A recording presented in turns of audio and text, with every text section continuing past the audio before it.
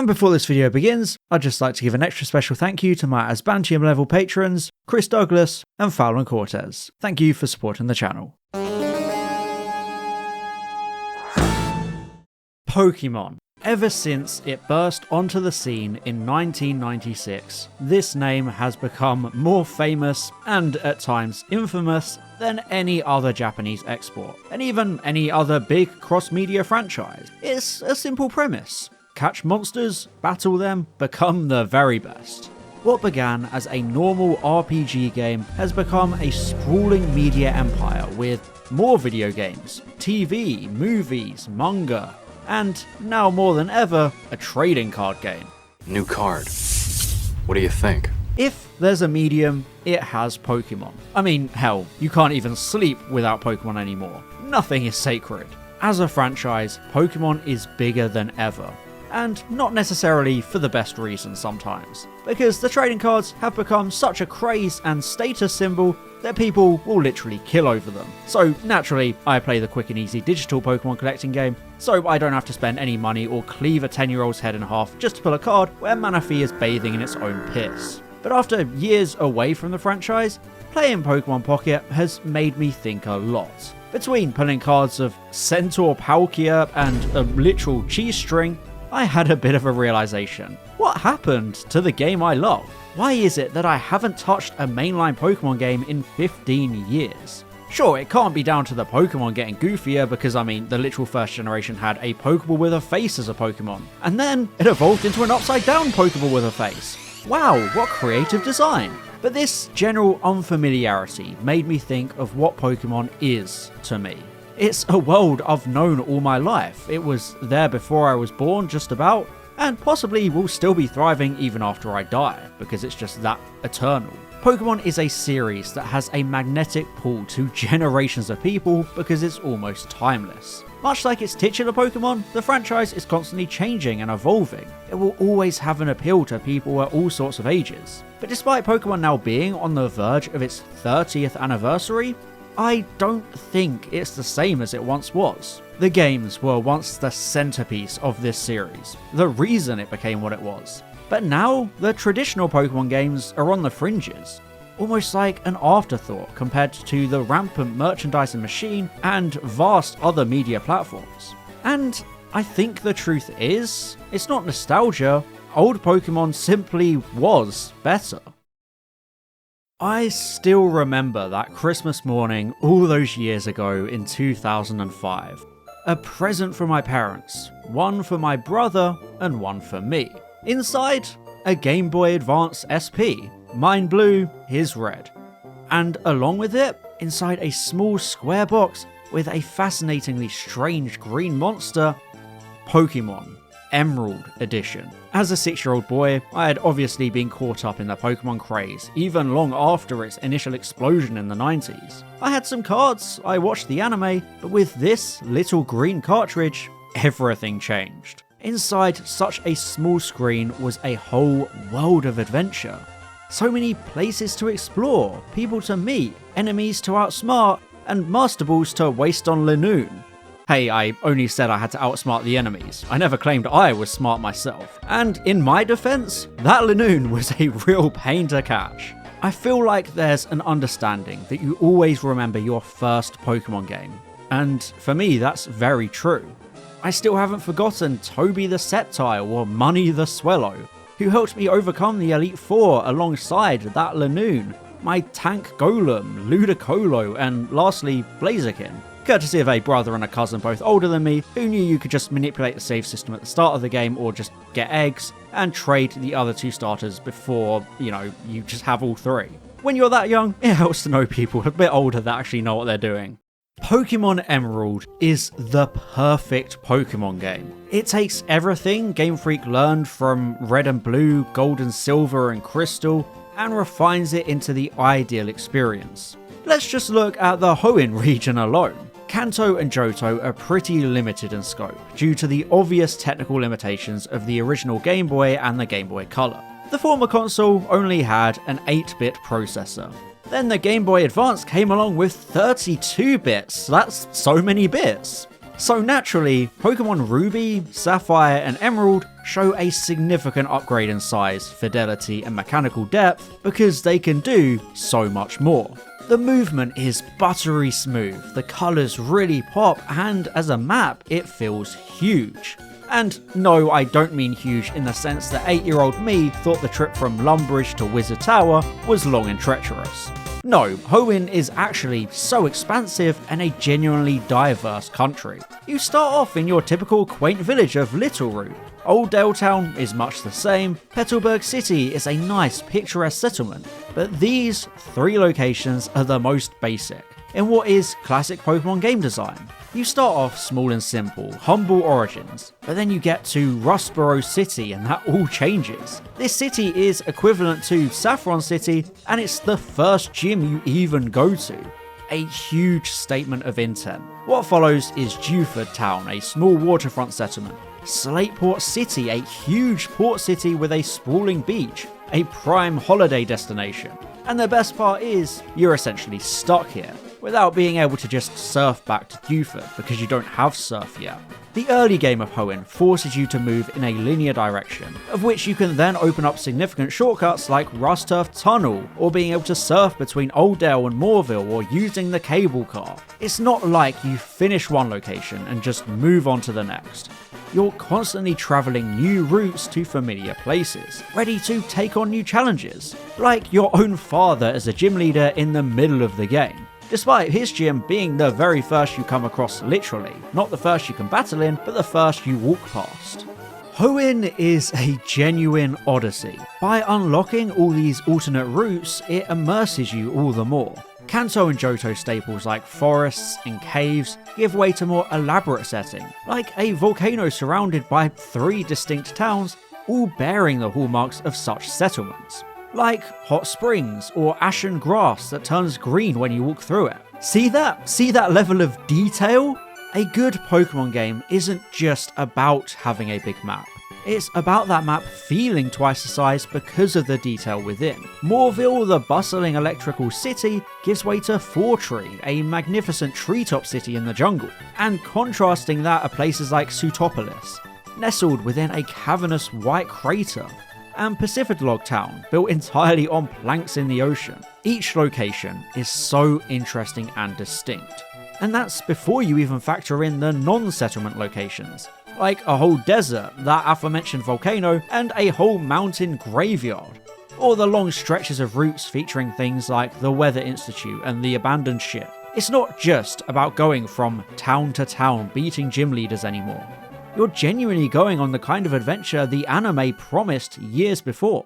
The side content is incredible. You can grow berries, build secret bases as a cool little hidey hole to hang out in.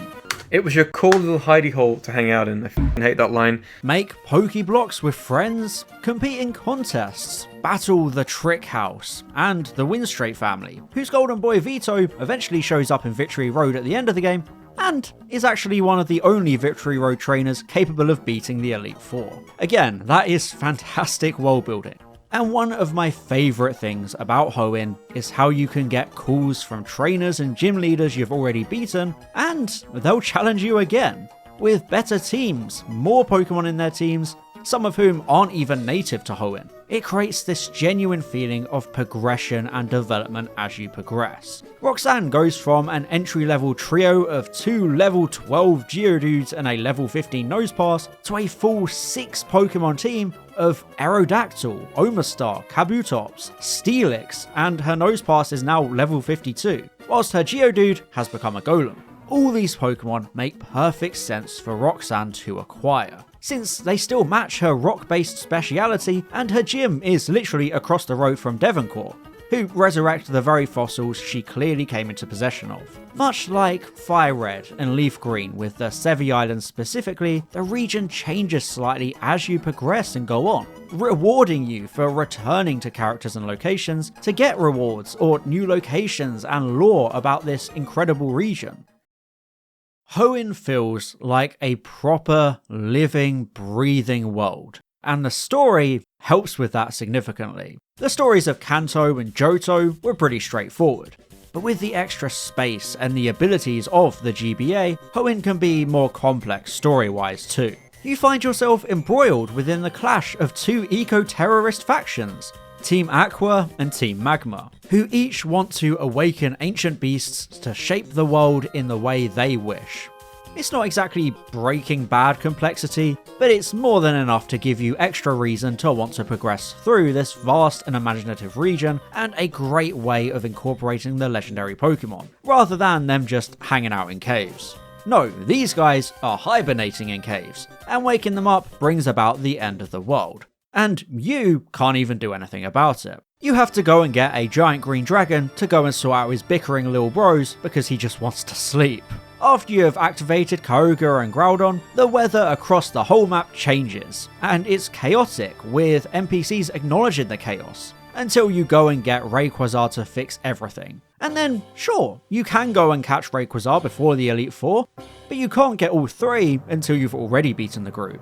So rocking back up with the full trio is more like a victory lap than a quick route to success. The progression of Emerald is very steady and fair. Not because the Elite Four are especially difficult, but because in Emerald, the Elite Four is far from the end of the story. Once they're done, you have Latias or Latios to catch, the aforementioned capture of the main two legendaries, you get the national decks allowing you to trade with other Gen 3 games outside of Hoenn, you can take on Trainer Hill, the final boss of the game Steven Stone, and, of course, the Battle Frontier. Frankly, I'm still amazed we ever made it through the first hour. Never mind the first day. One of the most important things in Pokemon is the post-game. After all, your journey to catch them all and be the best like no one ever was shouldn't just end with beating the champion. There's got to be something else to make it all worth it, so you can actually use all these skills you've learned and prove yourself as the undisputed best, whilst still training up your Pokemon to be as high level as you can. And Emerald provides that all with the Battle Frontier, a huge post-game add-on which really tests your abilities with 7 brutal challenges that take more time to fully complete than the actual main game itself. From Slateport or Lily Cove, you can take the SS Tidal itself with high-level trainers to battle, all the way to a mysterious island which is revealed as the Battle Frontier. 7 facilities: factory, arena, dome, pike, palace, pyramid, and tower. Only the absolute best and most skilled trainers can even visit this place, which is owned by Scott, an NPC you meet throughout the game in each city. Again, progression and world building, look at that go. I won't lie, as a 6 and 7-year-old, the Battle Frontier was a step too far for me. I mean, when it came to battling, I was just all about raw power. I never knew about or did EV training, and nature to me was just stuff like trees, not something relevant to Pokemon battles. And why use some pointless pathetic move like Sunny Day when I can just spam Flamethrower over and over? Safe to say, I never did well at the Battle Frontier, outside of getting lucky once or twice in Pike, and obviously doing decently at the Battle Tower, but neither of these I managed to complete consistently enough to even actually get the emblems you get for beating them enough times. And that's part of why this area is objectively good even beyond childhood nostalgia. It's a genuine challenge that ages timelessly. Sure, it's very grindy with some of those win conditions, but it pushes you to think about proper battling techniques. In the Battle Factory, you have to rent out Pokemon all at a specific level cap, so you have to genuinely pay attention to things like nature and actually use stat boosting moves because they make all the difference. There is no player advantage like anywhere else in the game where you can just level your Pokemon up to a ludicrous amount and then just sweep everything. Each of these buildings has a gimmick like this, pushing your abilities and forcing you to approach battling in very different ways. You can't just brute force it like I did in most Pokemon games before and after it. It essentially replicates real competitive play, and that makes it such a fascinating, in-depth, and sustainable post-game challenge. I could, of course, keep going and talk about things like the music and all the Easter eggs and the sense of awe and wonder that was lost after Emerald once everything became so online. But I have glazed this wonderful game plenty so far. It came out 20 years ago. How could it possibly be that much better than everything that came after it? After all, there's all sorts of technical console upgrades, more Pokemon added, bigger maps, more immersive camera angles and environments. And sure, Gen 4 is also fantastic. Sinnoh is another wonderful region with great characters and a great usage of the dual screens of the DS, with all sorts of bottom screen shenanigans and tools. There's global trading over Wi-Fi, which is huge. It has a good range of legendaries, the Battle Zone, a bigger and more expansive equivalent of the Frontier from Emerald, although it focuses more on being a sub-region with exploration and story content than a long-term repetitive challenge like the Frontier. There's the Underground, which is a neat idea, albeit not achieving its full potential. There's a day-night cycle, which is absolutely huge, and of course Gen 5 has seasons. I only ever played Pearl, I never played Platinum, but Platinum is a hugely advanced version of the game in the same way Emerald is. It takes all the good from its two Foundation games and throws out the bad. I will glaze Pokemon Generation 3 and Generation 4 until the day I die. They formed the very foundation of Pokemon as we see it even to this day. Hell, Gen 4 is probably the most culturally persistent Pokemon game thanks to characters like Cynthia, and Pokemon like Darkrai and Giratina, who have been terrorizing Pokemon Pocket Ranked since the day it launched. But from a creative direction and game design standpoint, Emerald remains the absolute pinnacle of mainline Pokemon gaming. And I'm not just talking about things like it being able to run at 60 FPS. There's a reason so many fan games or challenge runs are built off Emerald or its Gen 3 counterpart Fire Red. It's the most speedrun game, it's the most popular Nuzlocke game, it's the foundation of so many ROM hacks and fan creations because of its stability and versatility in terms of assets, skills and moves. And Gen 3, which is most obviously highlighted by Emerald, is the earliest place you can begin an individual Pokemon's journey. Toby the Sceptile joined me in Pearl thanks to backwards compatibility trading, and from Pearl he could have gone to Black and White, and then onwards all the way up to Generation 10 right here in 2025 if I had chosen to. Emerald is the floor of Pokemon, it's the very foundation of everything now, since every subsequent game got worse by removing elements from Emerald one by one. The absolute pinnacle of Emerald is, of course, the Battle Frontier. So you would expect it to be a series staple going forward, right? No, but they removed it after Gen 4, and it doesn't even appear in Omega Ruby and Alpha Sapphire.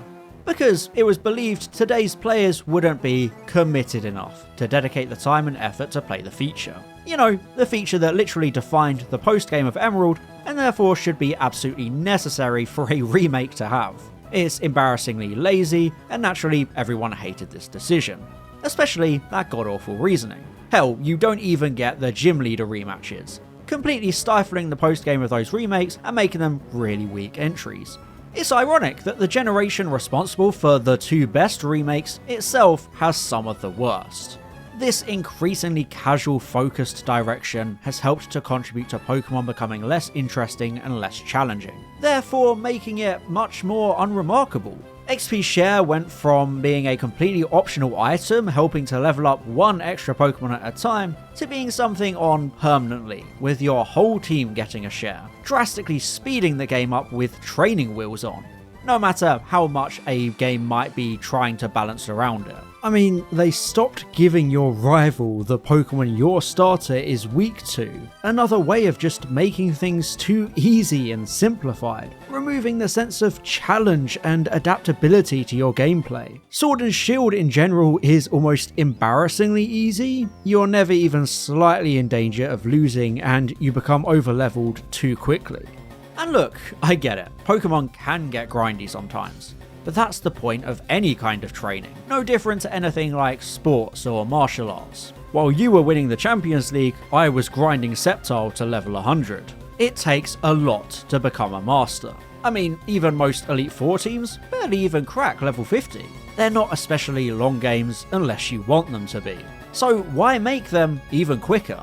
The main story and side content of Emerald takes 66 hours on average, with a completionist run increasing that to a massive 212 hours. Platinum, Black and White 2, X and Y are all around the same main story and side content ballpark time-wise. but once you hit Sun and Moon, that's 59 hours. Ultra Sun and Ultra Moon, the director's cuts of those games, even shorter than the original. And yes, it is considered one of the more difficult ones, but it's still a parade of cutscenes. The games just get shorter and shorter. How is it that Emerald, a game packed onto a tiny processor, has significantly more content and a longer time to complete than a Switch game from 2022, which obviously locks a bunch of stuff behind DLC? And it's not even just about the length of time to beat, it's about the sense of exploration and the content along the way, immersing yourself in a world full of culture, history, and this buzz of adventure. Scarlet and Violet, though, is a lifeless, sterile map with empty towns. Sword and Shield feels like one giant hallway with no incentive to travel off the beaten path and see what you might find. Like how Pacific Town and the abandoned ship are entirely optional locations in Emerald. You can just completely miss them. The new regions are ugly and severely lacking detail, both design-wise and literal graphics-wise. The Switch games are just so bland and boring. There's nothing to do and nothing to care about. And, of course, worst of all is Nintendo banishing the Game Corner to the Shadow Realm because it apparently promotes gambling thanks to Peggy's draconian rating systems that don't understand the difference between going to Vegas and going all in on Skitty on the roulette wheel. Despite a wealth of technical improvements in hardware, every Pokemon game since Emerald has looked and performed worse in every way. Emerald works perfectly out of the box, even on my 20-year-old GBA. No crashes, no frame drops, almost no loading times at all. The only thing is the internal battery of the cartridge running dry, preventing certain timed events. But every game since Gen 3, major performance issues. I mean, as much as I love Gen 4, the frame rate is stunted and awkward, and HP is tied to it, so good luck against a Blissey. Gen 6 has ugly low-poly models despite it being on the 3DS, a console with far greater capabilities than its predecessors. Every Switch game has had disastrous performance at launch, with awful textures, pop-in, desolate landscapes chugging along because there's a whole 2 Pokemon in the distance. Scarlet and Violet have the genius idea of rendering a whole planet of ocean. Not just the open world map, no, the entire globe. So at all times, no matter where you are, there's just a full ocean being rendered at any given moment. And to complete the incompetency, the whole damn thing has a lovely, lovely memory leak. So the longer you play, the more likely it is to crash. It literally punishes you for trying to complete the game. Somewhere along the way, Pokemon lost sight of the adventure, the exciting journey to become the best trainer. Sure, Dewford Town has like 3 buildings, but it doesn't take being a kid to imagine the bigger scale of all these locations if they were real. Pokemon thrives on the feeling of adventure. You don't need to try and make things high definition with elaborate camera angles. This isn't Monster Hunter or Breath of the Wild. But by trying to emulate that kind of game visually, Game Freak has made it actually look and perform significantly worse than a 2005 game on the GBA. The Zelda series was an easy thing to translate to over-the-shoulder action-adventure. But Pokemon isn't designed or built for that kind of perspective or those attempts at mechanics. Emerald, and by extension the many hugely successful fan games borrowing from it, looks so good that it exposes how out of depth modern Game Freak is. They seem stuck in a mindset that 2D angled top-down games are outdated or not compelling. But look at a game like Stardew Valley and the depth and success it promises in a graphical style very similar and very clearly inspired by Pokemon Emerald. That art style and design philosophy isn't outdated, it's just that, a different art style. People didn't stop painting when photos came along. They're different art forms. Final Fantasy was able to change its art style and perspective, so was Zelda. But Pokemon becomes actively worse without that 2D angled top-down RPG foundation, because they're trying too hard to make it something it's not meant to be. The only real success Pokemon has had in this new direction is Legends Arceus, which took things in a new direction and made gameplay changes to accommodate for that. emphasizing that exploration and discovery is part of the story in this ancient world. It's far from perfect, but it is a step in the right direction. A step that then turned into a trip for the upcoming sequel Z to A, which just looks like a return to the typical modern Game Freak slop as they continue to cosplay as a small underdog studio, despite being the main developers of one of the biggest gaming franchises of all time. Pokemon Emerald has incredible color depth, fantastically designed sprites, simple but unique animations. It's timeless in a way every subsequent generation could never be. It has a consistent design principle and gameplay mechanics that reward exploration and replayability. The battling is refined and smooth, and the Pokédex is phenomenal, a collection of Pokemon that has never been matched by any game since. It added more new Pokemon than any games other than Gen 1, obviously, and Gen 5, the latter of which has a terrible lineup despite the impressive numbers on paper. Including legendaries, you can catch a whopping 212 Pokemon in just the Ho Index, and you can even trade with Leaf Green and Fire Red to get every Kanto Pokemon too. Oh, but what's this? What's coming down the ramp? By God, it's Colosseum and Gale of Darkness with the Johto Steel Chair. Yeah, within this tiny little cart, you can basically have every single Pokemon that ever existed at that point. All 386 of them. A completely 100% collection of Pokemon, which is something the very modern, very powerful Sword and Shield is incapable of, apparently. They committed Dexit by cutting out a huge amount of Pokemon and essentially removing the staple national dex. Sure, nearly 1,000 Pokemon is a lot to model, animate, and include, but they ended up with 700 after DLC anyway, and all those cuts clearly didn't help the graphics or performance as a trade-off, and it didn't even allow them to improve or perfect what is in the game. So, you get less Pokemon and worse performance. It's an objectively weaker experience. Sorry money, you might have been with me since 2005 and beaten the Hoenn Elite Four 7 times, but you're not allowed in Galar because they needed the extra time and resources to make sure Wingull doesn't even flap its wings. What a disaster. And of course, the region based on the UK has to be the one trying to ban immigration.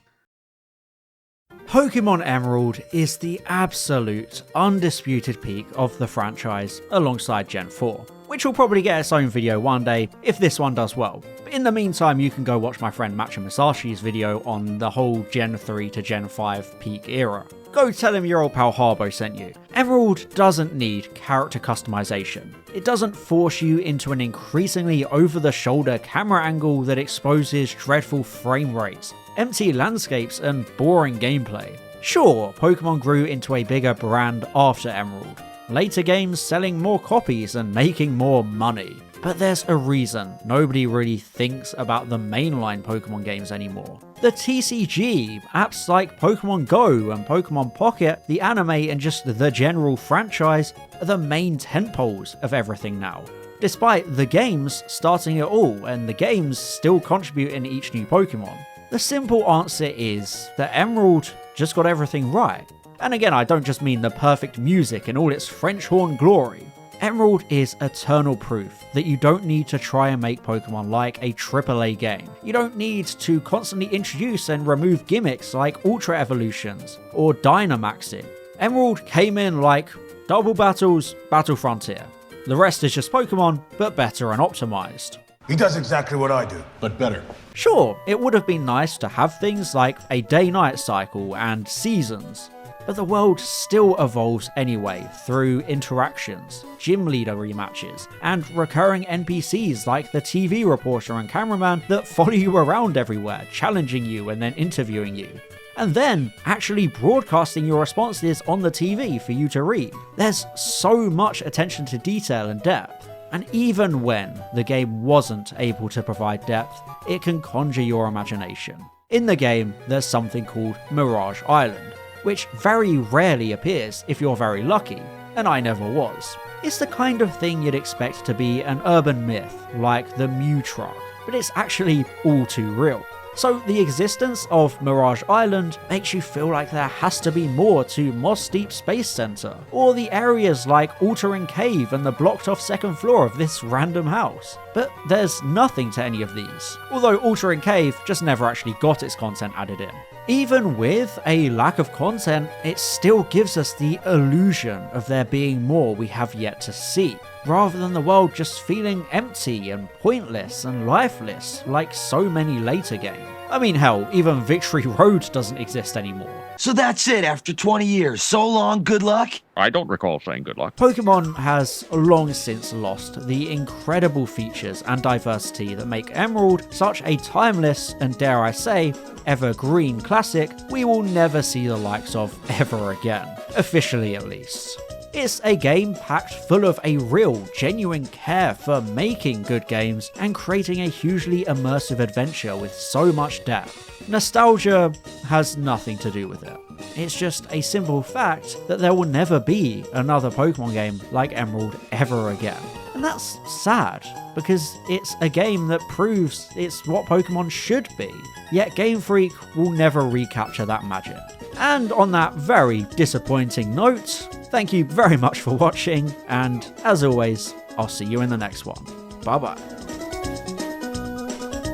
And I'd just like to give an extra special thank you to my Asbantium level patrons, Chris Douglas and Fallon Cortez, my Platinum level patron, Matthew Burns, and all my Gold level patrons, Ben Salmon, Daniel Shillito, and James Aluya Waterhouse. Thank you so much for your support.